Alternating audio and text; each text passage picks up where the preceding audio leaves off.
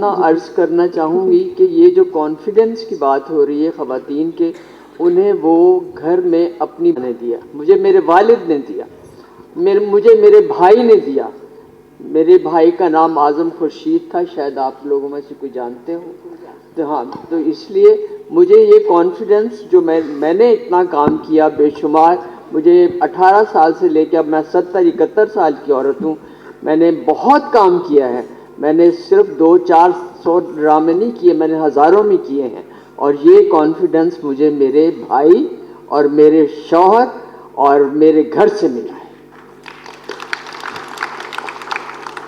جی جو میرے ساتھ ہوتا رہا، میں نے 18 سال کی عمر سے کام شروع کیا. آپ یقین کریں کہ تب میں بہت ینگ تھی، ریڈیو سے کام شروع کیا تھا.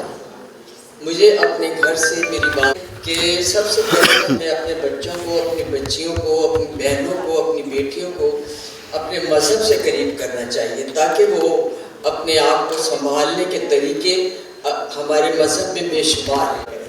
اور دوسرے میں یہ کہوں گی کہ ایک اچھی ماں، ایک اچھی بہن اور ایک اچھی بیٹی ہی اپنے گھر کی تربیت کر سکتی ہے، گھر والوں کی، بہن بھائیوں کی، ماں مطلب اپنے چھوٹے بہن بھائیوں کی، تاکہ وہ ایک اچھے انسان بن کر ایک اچھے پاکستانی ثابت کریں. میں یہ چاہوں گی کہ ہمارا پاکستان قائد اعظم نے اتنی مشکلوں سے بنایا، ان کے ساتھ فاطمہ جناح بھی تھیں.